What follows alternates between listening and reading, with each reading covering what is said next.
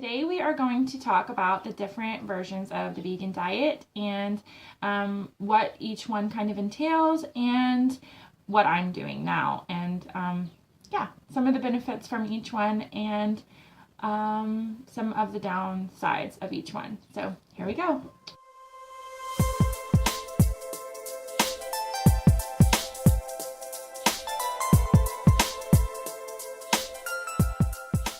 Okay, so when I first came to this lifestyle, I started on a raw till 4 diet.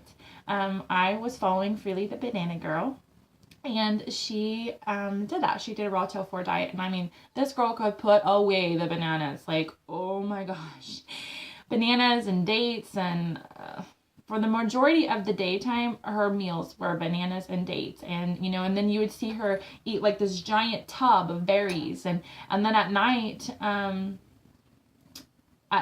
she was having cooked meals, which were like half a pound or half a bag of 4.5 pound bag of potatoes, and or a whole package of corn pasta, and a whole can of or a whole jar of the pasta sauce. And this is what she was eating for her dinners, and I was just like, oh my gosh.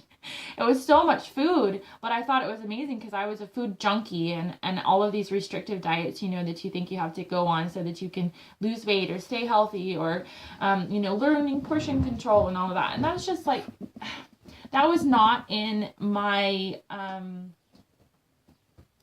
don't know, capabilities, I guess. I have always had a hard time with the portion thing.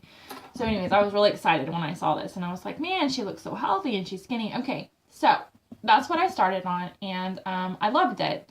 But it was really hard for me to keep up with all of that food that she was shoveling in, and thinking that I had to be just like that instead of just taking it as kind of an example and making it fit for me. I was like, oh yeah, I gotta shove in this food if I want to be healthy or if I want to look good. And anyways, that's where I started at, and I felt a million times better than being on the SAD diet for sure. And I think it was a great place to start and transition. But in that diet, there is not a lot of emphasis on greens. I mean, there was no greens. Like, I wasn't eating any salad at all. I was having all of this fruit during the day, just fruit, fruit, fruit, fruit, fruit. And then in the evening, I was having, large amounts of potatoes or massive amounts of corn pasta, and not adding any greens. If I had greens, it was like I might have roasted at night, I might roast some squash or something like that, but not every night. So I had that. And for about 6 months, it worked really well for me, and I felt really good, and I was able to get off all my medicine, and I felt great. But then I started to, it kind of became a spiral for me, and I switched to the starch solution, because it was like I just couldn't get enough of the cooked starches after a while, and I just wanted more and more of the cooked foods. And so I started eating, instead of having raw till 4, I was having like a raw breakfast, and then I would have a cooked food for lunch and a cooked food for dinner, and then I was just like, I couldn't get enough, and then I just wanted cooked food for all meals. So I switched to a starch solution, and I have the book. Bought the book and was reading all about it, and I was so excited about the starch solution. And so then I switched to the starch solution. A missing component again were the greens, but it got me through the winter. That first winter of being on the vegan diet, it got me through the winter, and I ate cooked for everything. But I didn't have as much energy, and I felt like after each meal, I just felt really tired and kind of just like I wanted to go take a nap. Like if I sat still for very long, I would just fall asleep. And so, anyways, that was the starch solution for me. And the benefit of that one is that it's all comforting, and it's comfort foods. And if you are going through a cycle through your life where you just feel like it's too hard to stick to the vegan diet, it's a great diet plan or option to go to, because it kind of makes you feel like you're getting the best of both worlds. Like, you're getting to eat some healthy foods, but at the same time, you're getting to have the warm cooked feeling in your belly, right? Okay, and then the raw vegan diet. This is the next one. No, let's go back. Sorry.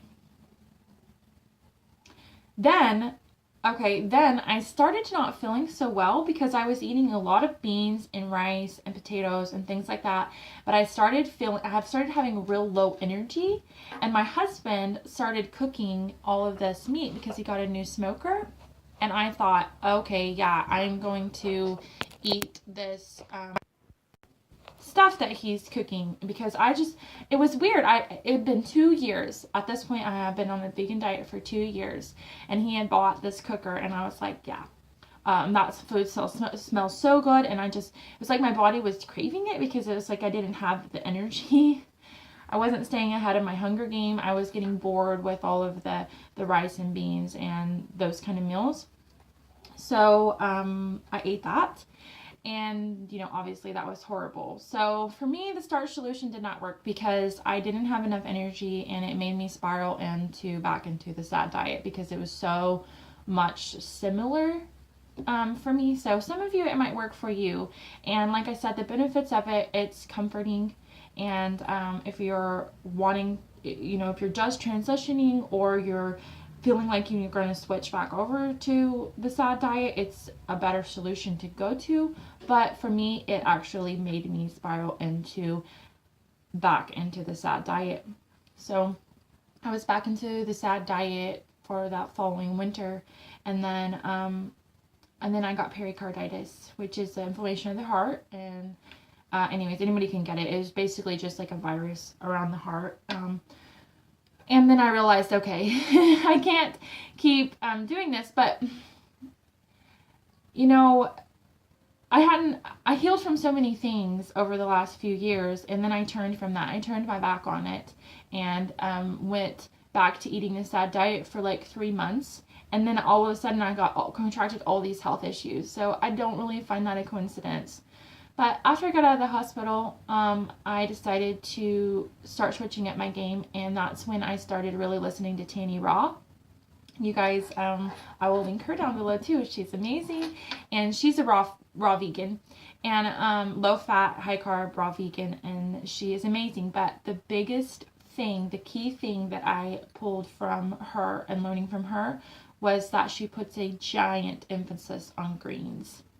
And this was the first time that I had heard of this, right? Because everybody else is just like carbs, carbs, carbs, carbs, carbs, carbs, fruit, fruit, fruit, and then cooked carbs, like everything. And then I find this and I'm like, whoa, she's really putting a big emphasis on these grains that, there must be something to it.